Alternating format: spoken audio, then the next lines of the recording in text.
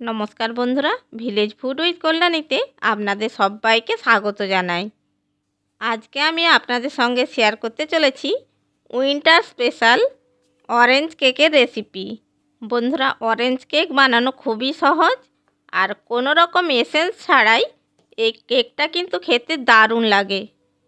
আর এই কেকটা একেবারে নরম তুলতুলে ফ্লাফি হবে। বন্ধুরা, এখন তো শীতকাল, আর শীতকালে প্রচুর পরিমাণে কমলালেবু পাওয়া যায়। আর এই কমলালেবুর রস দিয়েই কিন্তু এই কেকটা খুব সুন্দরভাবে বানানো যায়।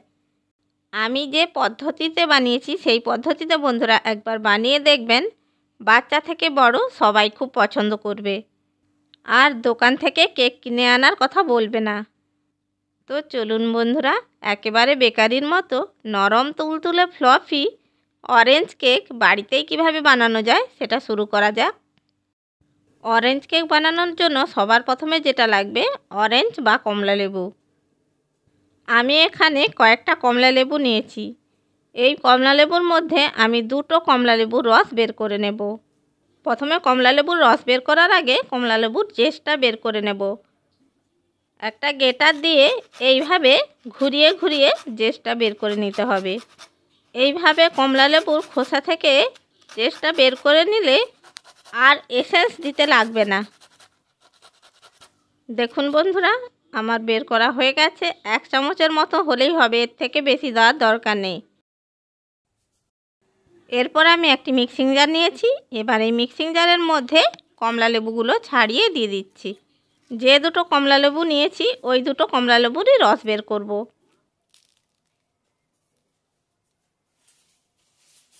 একটা কমলা লেবুর খোসা আমি ছাড়িয়ে নিয়েছি। এবার এটাকে মিক্সিং জারের মধ্যে দিয়ে দিচ্ছি। এরপর আমি আরেকটা কমলা লেবুর খোসা ছাড়িয়ে দিয়ে দিচ্ছি। এবার এটাকে একটু ঘুরিয়ে রস বের করে নেব। আপনাদের কাছে যদি স্কুইজার মেশিন থাকে তাহলে তার সাহায্যেও কিন্তু কমলা লেবুর রসটা বের করে নিতে পারেন। দেখুন বন্ধুরা, মিক্সিতে আমি কমলা লেবুর রসটা এইভাবে বের করে নিয়েছি। এবার এই রসটাকে আমি ছেঁকে নেব। সমস্ত কমলা লেবুর রসটা আমি ছাঁকনির মধ্যে ঢেলে নিয়েছি। এবার একটা চামচের সাহায্যে এইভাবে নাড়া দিতে হবে, তাহলে রসটা খুব তাড়াতাড়ি ছাঁকা হয়ে যাবে। দেখুন বন্ধুরা, সমস্ত কমলা লেবুর রসটা আমি ছেঁকে নিয়েছি।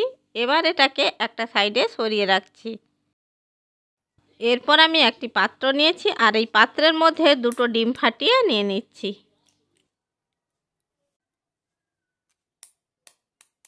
দুটো ডিমকে ফাটিয়ে পাত্রের মধ্যে নিয়ে নিয়েছি। এবার আমি এইরকম একটি বিটারের সাহায্যে ডিমকে খুব ভালো করে ফেটিয়ে নেব। বন্ধুরা, ডিমকে যদি খুব ভালো করে এইভাবে ফেটিয়ে নেওয়া হয় তাহলে কিন্তু কেক খুব ফ্লফি হয়।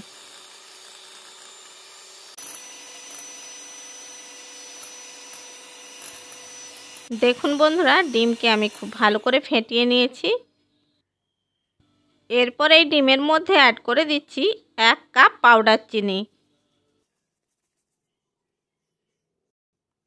এরপর চিনিকে এই ডিমের সাথে খুব ভালো করে মিশিয়ে ফেটিয়ে নিতে হবে।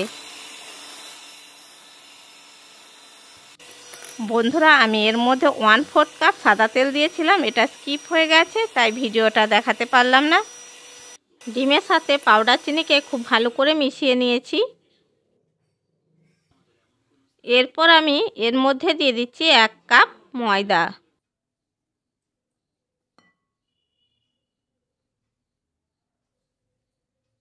অ্যাড করে দিচ্ছি 1 টিস্পুন বেকিং পাউডার। আর দিয়ে দিচ্ছি 2 পিঞ্চ লবণ। কেকের মধ্যে অল্প একটু লবণ দিলে এর টেস্ট খুব ভালো হয়। আর বন্ধুরা, যেহেতু আমি এই কেকটা কমলা লেবুর রস দিয়ে বানাচ্ছি তাই একটু অল্প লবণ দিতে হবে। এবার ময়দাকে ডিম আর চিনির মিশ্রণের সাথে খুব ভালো করে মিশিয়ে নিতে হবে।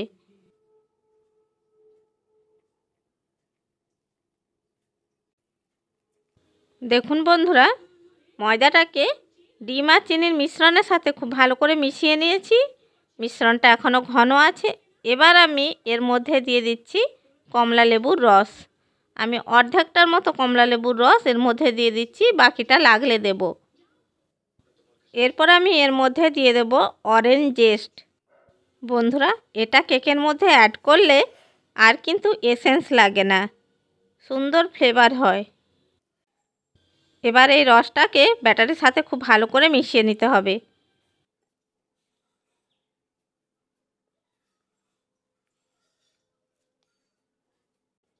দেখুন বন্ধুরা, খুব ভালো করে রসটা মিশিয়ে নিয়েছি।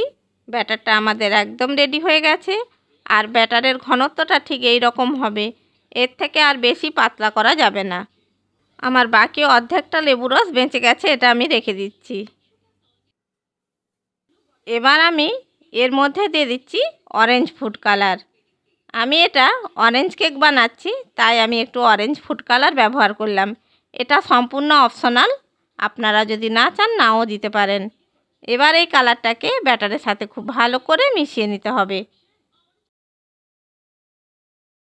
দেখুন বন্ধুরা, কালারটা আমি ভালো করে মিশিয়ে নিয়েছি। ব্যাটারটা আমাদের একদম রেডি হয়ে গেছে। এবার এটাকে একটা কেক টিনের মধ্যে ঢেলে নেব। এখন আমি এইরকম একটা কেক টিন নিয়েছি, আর এই কেক টিনের মধ্যে দিয়ে দিচ্ছি একটু সাদা তেল। তেলটাকে খুব ভালো করে কেক টিনের চারিদিকে মাখিয়ে নিতে হবে। তেলকে খুব ভালো করে মাখিয়ে নিয়েছি। এরপর আমি এর মধ্যে দিয়ে দিচ্ছি 2 টিস্পুন ময়দা। এবার ময়দাকে কেক টিনের চারিদিকে খুব ভালো করে এইভাবে মাখিয়ে নিতে হবে।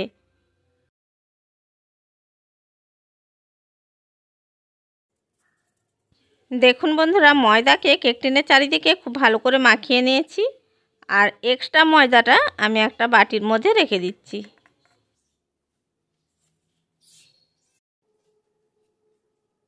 এরপর সমস্ত ব্যাটারটা কেক টিনের মধ্যে ঢেলে নিচ্ছি।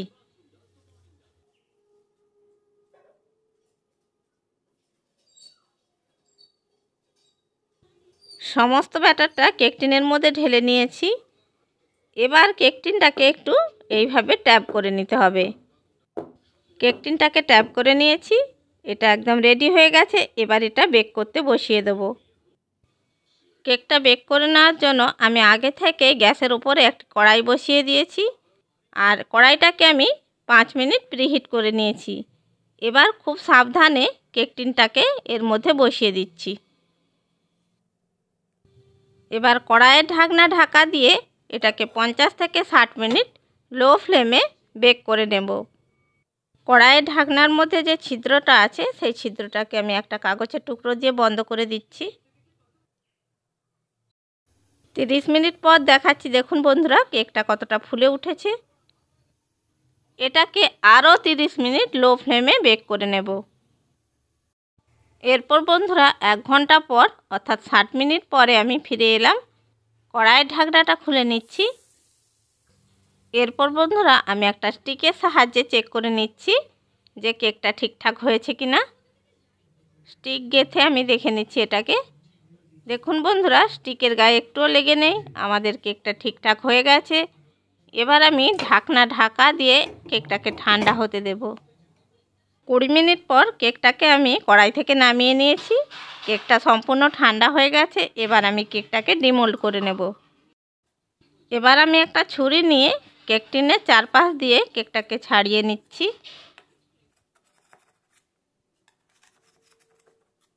ছুরির সাহায্যে কেক টিনের চারিদিকটা ছাড়িয়ে নিয়েছি। এরপর একটা প্লেট ঢাকা দিয়ে এটাকে এইভাবে উল্টে দেব। এরপর আমি একটু ট্যাপ করব। এবার কেক টিনটাকে খুলে নিচ্ছি। দেখুন বন্ধুরা, তৈরি হয়ে গেল একেবারে বেকারির মতো অরেঞ্জ কেক। নরম তুলতুলে অরেঞ্জ কেক তৈরি হয়ে গেল। বন্ধুরা, আপনারাও এরকম বাড়িতে অরেঞ্জ কেক তৈরি করে ফেলুন।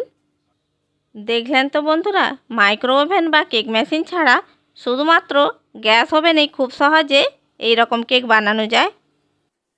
এরপর আমি কেকটাকে কেটে দেখাচ্ছি। দেখুন বন্ধুরা, কেকটা কত সুন্দর সফট আর ফ্লফি হয়েছে। আশা করি বন্ধুরা আমার এই অরেঞ্জ কেকের রেসিপিটা আপনাদের ভালো লেগে থাকবে।